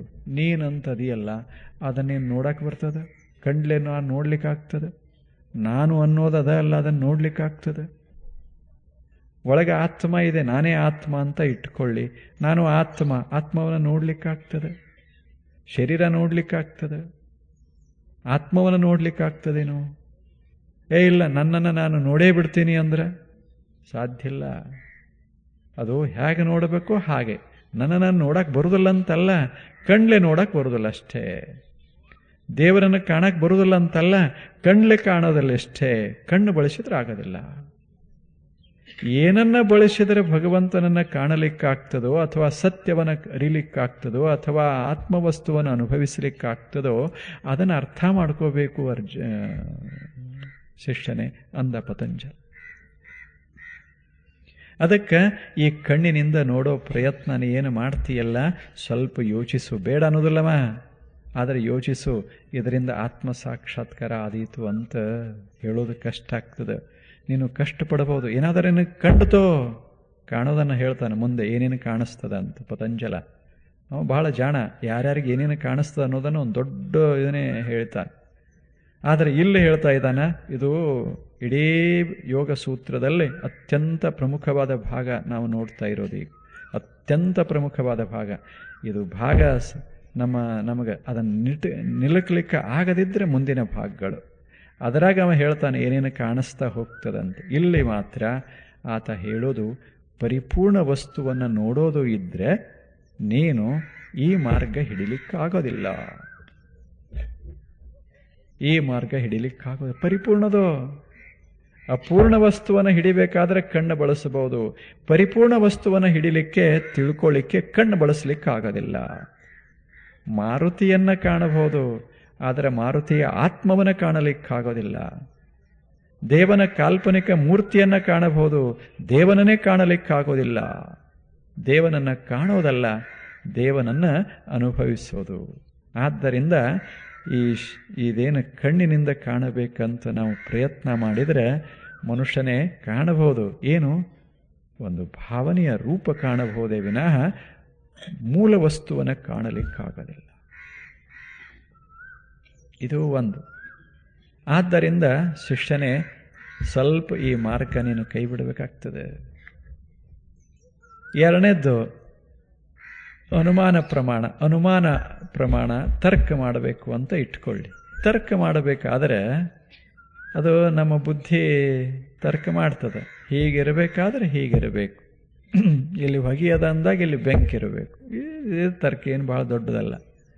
ಇಲ್ಲಿ ಹೊಗೆಯದ ಅಂದಾಗ ಇಲ್ಲಿ ಬೆಂಕಿ ಇರಬೇಕು. ಈ ಹುಡುಗ ಅಳಾಕತ್ಯಾನ ಅಂದಾಗ ಏನರ ಕಡ್ದಿರ್ಬೇಕು ಅಥವಾ ಏನರ ತ್ರಾಸಾಗಿರ್ಬೇಕು, ಹಸ್ದಿರ್ಬೇಕು. ಇಷ್ಟೆಲ್ಲ ಇವಕ್ಕೆ ಅನುಮಾನ ಅಂತೇವೆ. ಅಂದ್ರೆ ಅರ್ಧ ಕಾಣಿಸ್ತದ, ಅರ್ಧ ಕಾಣಿಸೋದಿಲ್ಲ, ಅಲ್ಲಿ ಅನುಮಾನ ಇರ್ತದೆ. ಮತ್ತು ಯಾವುದು ಕಣ್ಣಿಗೆ ಕಾಣಿಸ್ತದೆ, ಕಿವಿಗೆ ಕೇಳಿಸ್ತದೆ, ಇಂಥ ಜಗತ್ತಿನಾಗ ಅನುಮಾನ ಪ್ರಮಾಣ ಇರ್ತದೆ. ಈಗ ಭಗವಂತ ಅಥವಾ ಮೂಲ ವಸ್ತು ಪುರುಷ ಅಂತ ಏನು ಕರಿತೇವಿ, ಪರಮ ಪುರುಷ, ಆ ಸತ್ಯ ಹಿಂಗೆ ಇದನ್ನು ನೋಡಿ ಅದನ್ನು ಭಾವಿಸ್ಲಿಕ್ಕಾಗ್ತದೋ ಹೇಗೆ? ಇದು ಹೂವು, ಇದನ್ನು ನೋಡಿ ಅದು ಹಿಂಗಿರಬೇಕು ಅಂತ ಹೇಳಲಿಕ್ಕಾಗ್ತದೆ ಹೇಳಿ? ಅದು ಎದ್ರ ಮೇಲೆ ಅವಲಂಬಿಸದ? ನೋಡೋದ್ರ ಮ್ಯಾಗ ಅವಲಂಬಿಸದ. ಅಂದರೆ ನಮ್ಮ ಪ್ರತ್ಯಕ್ಷ ಜ್ಞಾನದ ಮೇಲೆ ತರ್ಕ ಅವಲಂಬಿಸಿಕೊಂಡಿದ್ದರಿಂದ, ಅರ್ಧ ತರ್ಕ ಅದರ ಮೇಲೆ ಅವಲಂಬಿಸಿಕೊಂಡಿದ್ದರಿಂದ ಈ ತರ್ಕವನ್ನು ಬಳಸಿ ಅತರ್ಕ್ಯವಾದದ್ದನ್ನು ನಮಗೆ ನೋಡಲಿಕ್ಕಾಗೋದಿಲ್ಲ. ತರ್ಕ ಬಳಸ್ಬೋದು, ಜಗತ್ತಿನಾಗ ಬಳಸ್ಬೋದು. ಆದರೆ ಜಗತ್ತಿನ ಕ್ಷೇತ್ರ ಬಿಟ್ಟು ಇತ್ತು ಅಂದರೆ ಕಷ್ಟದ ಬಳಸೋದು. ಎಲ್ಲಿ ಕಾರ್ಯಕಾರಣ ಸಂಬಂಧವೋ, ಕಾಸಲ್ ರಿಲೇಷನ್ ಇದು ಇರ್ತದಲ್ಲ, ಅಲ್ಲಿ ಸಾಧ್ಯ. ಹೊಗೆಯದ ಬೆಂಕಿಯದ ಎರಡಕ್ಕೂ ಒಂದು ಬಗೆಯ ಸಂಬಂಧ ಅದ. ಹೊಗೆ ಅದ, ಬೆಂಕಿಲ್ಲ, ಹಾಗಿಲ್ಲ. ಎಲ್ಲಿಯೂ ಹಂಗೆ ನಮಗೆ ಅನುಭವಕ್ಕಾಗೋದಿಲ್ಲ. ಹೊಗೆ ನೋಡ್ತೇವೆ, ನೋಡೋದನ್ನು ನೋಡ್ತೇವೆ, ನೋಡದ ಆ ಅಗ್ನಿಯನ್ನು ತಿಳ್ಕೋತೇವೆ. ಅಗ್ನಿನೂ ನೋಡಲಿಕ್ಕೆ ಯೋಗ್ಯವೇ, ಆದರೆ ಈಗ ಕಂಡಿಲ್ಲ, ಹೀಗೆ ತಿಳ್ಕೊತಾ ಹೋಗ್ತೀವಿ. ಹಂಗೆ ಭಗವಂತ ತಿಳ್ಕೊಳಿಕ್ಕಾಗ್ತದೋ ಹೇಗೆ? ಆಗ್ತದೋ ಹೇಗೆ? ಕಲ್ಪನಾ ಮಾಡಿ, ತರ್ಕ ಮಾಡಿ ದೇವರನ್ನು ಅನುಭವಿಸ್ಲಿಕ್ಕಾಗ್ತದೆ. ಅನುಭವಿಸಬೇಕಾದ್ರೆ ಅದಕ್ಕೆ ಬೇಕಲ್ಲ, ಅದಕ್ಕೆ ಸಂಬಂಧ ಆಗಬೇಕಾಗ್ತದೆ. ಯಾವುದನ್ನು ಕಲ್ಪಿಸ್ತೇವೆ ಅದನ್ನು ಅನುಭವಿಸೋದು ಬಹಳ ಕಷ್ಟ ಆಗ್ತದೆ. ಇದು ಎರಡು. ಆ ಬಳಿಕ ಮೂರನೇದ್ದು ಯಾರ್ದರೆ ಮಾತು. ಈಗ ಶಾಸ್ತ್ರಗಳಿವೆ, ಅಥವಾ ಪುರಾಣಗಳಿವೆ, ಅಥವಾ ದೊಡ್ಡ ದೊಡ್ಡ ಗ್ರಂಥಗಳಿವೆ, ಬಲ್ಲವರ ಮಾತುಗಳಿವೆ, ಅನುಭವದ ಮಾತುಗಳಿವೆ. ಅವುಗಳನ್ನೆಲ್ಲ ಓದಿದರೆ ಅನುಭವಿಸ್ಲಿಕ್ಕಾಗ್ತದೆ ಹೇಗೆ? ಮೂರು ಪ್ರಶ್ನೆ ಕೇಳ್ಯಾನ. ಕಣ್ಣಿನಿಂದ ನೋಡ್ಲಿಕ್ಕಾಗ್ತದೇನು? ತರ್ಕ ವಿತರ್ಕ ಮಾಡಿ ಸಿದ್ಧ ಮಾಡಲಿಕ್ಕಾಗ್ತದೇನು? ಆ ಬಳಿಕ ಅನುಭವಿಸ್ಲಿಕ್ಕಾಗ್ತದೇನು? ಶಬ್ದ ವರ್ಣನ ಕೇಳಿದೆವು. ಮಾವಿನ ಹಣ್ಣು ಹೇಗದಂತೂ ವರ್ಣನ ಮಾಡಿದೆ, ಭಾರೀ ವರ್ಣ ಮಾಡಿದೆ, ತಿಂದಂಗಾತೇನು? ಎಲ್ಲ ಜ್ಞಾನ ಆತು.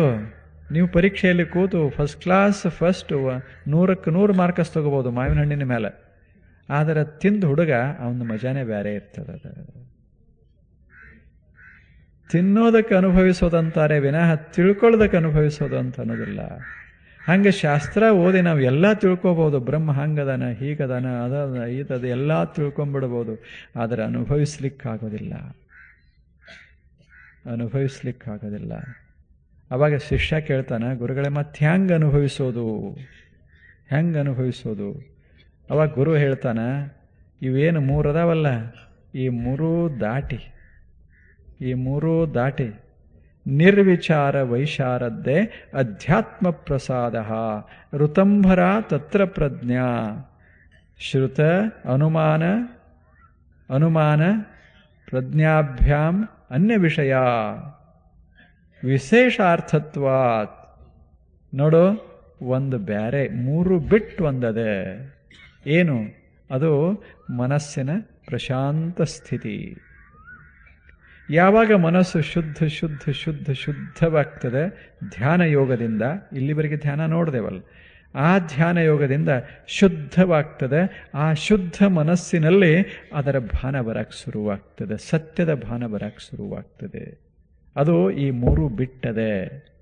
ಅದು ತರ್ಕ ಅಲ್ಲ, ಅದು ಶ್ರುತಿ ಪ್ರಮಾಣ ಅಲ್ಲ, ಓದಿದ್ದಲ್ಲ, ಅದು ನೋಡಿದ್ದಲ್ಲ, ಅದನ್ನು ನೋಡಬೇಕಾದ್ರೆ ಕಣ್ಣು ಅವಶ್ಯ ಇಲ್ಲ, ಅದನ್ನು ನೋಡಕ್ಕೆ ಭಾರಿ ಬುದ್ಧಿವಂತಿಕೆ ಬೇಕಂತಿಲ್ಲ, ಅದನ್ನು ನೋಡಕ್ಕೆ ಶಬ್ದ ಸಾಮರ್ಥ್ಯ ಬೇಕಂತಿಲ್ಲ. ಅದನ್ನು ನೋಡಬೇಕಾದ್ರೆ ಮನಸ್ಸು ಒಂದು ಸ್ಥಿತಿಗೆ ಬರಬೇಕಾಗ್ತದೆ. ಅದೇ ಸಮಾಧಿ. ನಿರ್ವಿಚಾರ ವೈಶಾರದ್ದೇ ಅಧ್ಯಾತ್ಮ ಪ್ರಸಾದ. ಮನಸ್ಸು ಸಮಾಧಿಸ್ಥವಾಗಬೇಕಾಗ್ತದೆ, ಮನಸ್ಸು ಅಧ್ಯಾತ್ಮ ಪ್ರಸಾದವನ್ನು ಬೆಳಗಬೇಕಾಗ್ತದೆ, ಮನಸ್ಸು ಪ್ರಸನ್ನವಾಗಬೇಕಾಗ್ತದೆ. ಯಾವ ತೆರೆಗಳು ಅಲ್ಲಿ ಇರದೆ ಪ್ರಶಾಂತವಾದ ಮನಸ್ಸ ಇತ್ತು ಅಂದರೆ ಅದು ಧ್ಯಾನದಿಂದ ಸಾಧ್ಯ. ಇಂಥ ಮನಸ್ಸಿತ್ತು ಅಂದರೆ ಆತ್ಮದ ಸಾಕ್ಷಾತ್ಕಾರ, ಸತ್ಯದ ಭಾನ ಮನುಷ್ಯನಿಗೆ ಉಂಟಾಗ್ತದೆ. ಋತಂಭರ ತತ್ರ ಪ್ರಜ್ಞಾ. ಆವಾಗ ಋತಂಭರ ಪ್ರಜ್ಞೆ ಇರ್ತದೆ ಮನುಷ್ಯಾಗ. ಅಂದರೆ ಈ ಪ್ರಜ್ಞೆ ಬೇರೆ, ಪ್ರಮಾಣ ಪ್ರತ್ಯಕ್ಷ ಪ್ರಜ್ಞಾ ಬೇರೆ, ಅನುಮಾನ ಪ್ರಜ್ಞಾ ಬೇರೆ, ಆ ಬಳಿಕ ಶ್ರುತಿ ಪ್ರಜ್ಞೆ ಬೇರೆ. ಈ ಮೂರು ಬಿಟ್ಟು ಅದು ಅನುಭವ ಪ್ರಜ್ಞಾ. ಅದಕ್ಕೆ ಶರಣರು ಅನುಭಾವಿಗಳತ್ತ ನಾವು ವರ್ಣಿಸ್ತೇವೆ. ಅವರೇನು ದೊಡ್ಡ ತರ್ಕಶಾಸ್ತ್ರಜ್ಞರಲ್ಲ, ಬಹಳ ಓದ್ಕೊಂಡವರು ಬಹಳ ಜನ ಇಲ್ಲ, ತಮಗೆಲ್ಲ ಗೊತ್ತದೆ. ಶರಣರಲ್ಲಿ ಬಹಳ ಜನ ಓದ್ಕೊಂಡವರಿಲ್ಲ, ಎಲ್ಲರೂ ಒಂಥರ ಹೆಬ್ಬಟ್ಟಿನವರು. ಆದರೆ ಏನು ಅನುಭವ, ಎಂಥ ಅನುಭವ! ಅದಕ್ಕೆ ಓದ 100 ನೋದಿ 100 ಕೇಳಿದರೇನು. ಬಸವಣ್ಣ ಹೇಳಿದರು, ಏನು ಓದ್ತೀರಾ ಓದ್ರಿ, ಏನು ಕೇಳ್ತೀರಿ ಕೇಳ್ರಿ, ಆದರೆ ಅದಕ್ಕಿದಕ್ಕೇನೂ ಸಂಬಂಧ ಇಲ್ಲ ಅಂದರು. ಓದಬೇಡ ಅಂತ ಹೇಳಿಲ್ಲ ಬಸವಣ್ಣವರು. ಓದಿದರೆ ಅದು ಮಾಡಿದರೆ ಅದು ಬರುವುದಲ್ಲ, ಇದು ಅನುಭವಿಸಬೇಕಾಗ್ತದೆ, ಅನುಭವಿಸಬೇಕಾಗ್ತದೆ. ಕಲ್ಸಕ್ರೆ ಅನುಭವಿಸಬೇಕಾಗ್ತದೆ. ಬರೀ ಓದಿದರೆ, ಭಾಳ ಕೇಳಿದರೆ, ಅದಕ್ಕೊಂದು ಹಾಡ ಹಾಡಿದರೆ, ಕಲ್ಸಕ್ರಿ ಮ್ಯಾಗ ಹಾಡ ಹಾಡಿದರೆ ರುಚಿ ಗೊತ್ತಾಗತ್ತೆ. ಏನಾಗ್ತದೆ? ಲೈಬ್ರರಿಗೆ ಹೋಗಿ ಕೂತ, ಈಗ ಇಂಟರ್ನೆಟ್ ಬೇರೆ ಬಂದಾವ, ಶುಗರ್ ಕ್ಯಾಂಡಿ ಅಂದ, ಎಲ್ಲ ಬಂತು, ಎಲ್ಲ ಮಾಹಿತಿ, ಇಡೀ ಜಗತ್ತಿನಾಗಿರೋ ಎಲ್ಲ ಮಾಹಿತಿ ಬಂತು. ತಗೊಂಡು ಓದ್ಕೋತ ಕೂತ, 80 ವರ್ಷ ಹೋತು, ಎಲ್ಲ ಮುಗಿತು. ಎದ್ದ, ಕಲ್ಸಕ್ರಿ ಬಗ್ಗೆ ಬೇಕಾದ ಕೇಳ್ರಿ ಅಂದ. ಒಬ್ಬ ಹುಡುಗ ಬಂದ, ಅದು ಹೆಂಗಿರ್ತದ ಅಂದ, ರುಚಿ ಗೊತ್ತಿಲ್ಲ. ಅವಾಗ ಹುಡುಗಂದ, ಮತ್ತು 80 ವರ್ಷ ಬರೀ ಮಾಡಿದೆಯಲ್ಲೋ, ಏನು ನಿನಗೇನು ಗೊತ್ತಾಗಿದೆ, ಏನು ಗೊತ್ತಾಗಿದೆ? ಅದಾದ್ರಾಗ ಇಲ್ಲಲ್ಲ ಅಂದ. ಇಂಟರ್ನೆಟ್ದಾಗ ಇರ್ತದೇನೋ ರುಚಿ ಹೆಂಗಿರ್ತದಂತ. ಹಂಗೆ ಭಗವಂತನ ಆಸ್ವಾದನ ಮಾಡಬೇಕಾದ್ರೆ, ಸತ್ಯದ ಆಸ್ವಾದನ ಮಾಡಬೇಕಾದ್ರೆ ಪುಸ್ತಕ ಹಿಡ್ಕೊಂಡ್ರೆ ಆಗೋದಿಲ್ಲ. ಯಾವ ಪುಸ್ತಕ ಓದಿದಿ, ಎಷ್ಟು ಪುಸ್ತಕ ಓದಿದಿ, ಅದ್ರ ಮ್ಯಾಗಿಂದ ನಾನು ಜ್ಞಾನಿ ಇದೆ ಯಾವಾಗ. ನೀನು ಓದಬೇಕಾದ್ರೆ ಬಿಡು, ಅದು ಪ್ರಶ್ನೆ ಇಲ್ಲ. ನೀನು ಬುದ್ಧಿವಂತ ಇರು, ಅಥವಾ ಅಂದ್ರೆ ತರ್ಕಶಾಸ್ತ್ರಜ್ಞ ಇರು, ಬಿಡು, ಅದು ಪ್ರಶ್ನೆ ಇಲ್ಲ. ನೀನು ಬಹಳ ಜಗತ್ತನ್ನು ತಿರುಗಾಡಬೇಕಾದ್ರೆ ಬಿಡು, ಅದು ಪ್ರಶ್ನೆ ಇಲ್ಲ. ಆದರೆ ಶುದ್ಧವಾದ ಮನಸ್ಸು, ಪ್ರಸಾದಿತವಾದ ಮನಸ್ಸು, ಅಧ್ಯಾತ್ಮ ಪ್ರಸಾದ ಬೆಳಕಿನ ಮನಸ್ಸು, ಶಾಂತವಾದ ಮನಸ್ಸಿದ್ರೆ ಸಾಕು, ಸತ್ಯ ದರ್ಶನ ಆಗ್ತದೆ, ಅನುಭವಕ್ಕೆ ಬರ್ತದೆ, ಆತ್ಮ ಸಾಕ್ಷಾತ್ಕಾರ ಆಗ್ತದೆ. ಎಷ್ಟು ಚಲೋ ಮಾತು ಹೇಳ್ತ. ಆವಾಗ ಶಿಷ್ಯ ಪ್ರಶ್ನೆ ಕೇಳ್ತಾನ, ಏನು ಗುರುಗಳೇ, ಹಳಿ ಸಂಸ್ಕಾರ ಎಲ್ಲ ಮನುಷ್ಯನಾಗಿರಾಗ ಇದು ಹೆಂಗೆ ಸಾಧ್ಯ? ನಮ್ಮ ಮನುಷ್ಯನಾಗ ಎಷ್ಟೆಷ್ಟು ಅದಾವ. ತಜ್ಜಃ ಸಂಸ್ಕಾರ ಅನ್ಯ ಸಂಸ್ಕಾರ ಪ್ರತಿಬಂಧಿ, ಮುಂದಿನ ಸೂತ್ರ. ಆವಾಗ ಶಿಷ್ಯ ಪ್ರಶ್ನೆ ಕೇಳ್ತಾನೆ, ಗುರುಗಳೇ ಎಷ್ಟು ಸಂಸ್ಕಾರ ಅದಾವ ನಮ್ಮ ತಲೆಯಾಗ, ಏನೇನದ ನಿಮ್ಗೇನು ಗೊತ್ತು? ಹಂಗ ನೀವು ಹೇಳ್ತೀರಿ ತಿಳಿ ಇರ್ಬೇಕು, ಎಲ್ಲಿ ತಿಳಿ, ಏನು ಮಾತು, ಅದನ್ನು ತೆಗಿಯೋದಿಟ್ಟು ಹೇಳ್ರಿ ಅಂದ.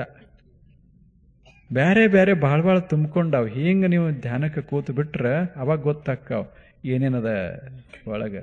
ಸುಮ್ಮನೆ ಹಿಂಗೆ ಮಾತಾಡೋಕೆ ಗೊತ್ತಾಗೋದಿಲ್ಲ, ಕೆಲಸ ಮಾಡೋಕೆ ಗೊತ್ತಾಗೋದಿಲ್ಲ. ಕೆಲವ್ರು ಅನ್ನೋದಿಲ್ಲ, ಧ್ಯಾನಕ್ಕೆ ಕೂತಾಗ ನಮ್ಮ ಮನಸ್ಸು ಭಾಳ ಹರಿದಾಡ್ತದ. ಹಂಗಿಲ್ಲದು, ಅದು ಹರಿದಾಡ್ತಿರ್ತದ, ಧ್ಯಾನಕ್ಕೆ ಕೂತಾಗ ಗೊತ್ತಾಗ್ತದೆ ಅಷ್ಟೇ. ಧ್ಯಾನಕ್ಕೆ ಕೂತಾಗ ಹರಿದಾಡ್ತದಂತಲ್ಲ, ಮೊದಲ ಹರಿದಾಡ್ತಿರ್ತದ. ಹರಿದಾಡಾಗೋದು ಗೊತ್ತಿರೋದಿಲ್ಲ, ಯಾಕೆ ನಾವು ಹರಿದಾಡ್ತಿರ್ತೇವೆ ಅದ್ರ ಕೂಡ. ಯಾವಾಗ ನಾವು ತಣ್ಣ ಕೂತೇವಿ ಅವಾಗ ಅದು ನಮ್ಮ ಕಣ್ಣಿಗೆ ಕಾಣಕ್ಕೆ ಶುರುವಾಗುತ್ತಿದ್ದು, ಹರಿದಾಡ್ತದೆ. ಯಾಕೆ? ಸಂಸ್ಕಾರ ಹಂಗಾಗ್ಯದ. ಇವೆಲ್ಲ ಸಂಸ್ಕಾರಗಳು ಮನುಷ್ಯನಾಗ ಆದ ಬಳಿಕ ಈಗ 50 ವರ್ಷ ಬರೀ ಅದೇ ಕೆಲಸ ಮಾಡ್ಕೋತ ಬಂದೇವಿ. ರೊಕ್ಕ ಎಣ್ಸ್ಕೋತ ಈ ಕಡೆ ಜಮಾ ಬರೆಯೋದು, ಈ ಕಡೆ ಖರ್ಚು ಬರೆಯೋದು. ಈ ಮನುಷ್ಯ 50 ವರ್ಷ ಮಾಡ್ಯಾನ. ಇವ ಏನು ನಿಲ್ಲಿಸಾವ ಮನಸ್ಸನ್ನು ಎಲ್ಲರೂ ನಿಲ್ಲಿಸ್ಬೇಕಂತ ಹೊಂಟಾನ. ಅದೇ ಹಂಗೆ. ಅದಕ್ಕೆ ಶಿಷ್ಯ ಪ್ರಶ್ನೆ ಕೇಳ್ತಾನೆ, ಗುರುಗಳೇ ಏನು ಮಾಡೋದು ಹೇಳಿ, ಸ್ವಲ್ಪ ನೀವು ಅವೆಲ್ಲ ಅದಾವಲ್ಲ ಅದನ್ನು ಮೀರಿ ಮಾಡಬೇಕಲ್ಲ, ಸ್ವಲ್ಪ ಏನರೇ ಹೇಳಿ ಕೊನೆಗೆ ಅಂತಾನೆ. ಗುರು ನಾಳೆ ನಾಡ್ದು 2 ದಿವಸ ನಮಸ್ಕಾರ.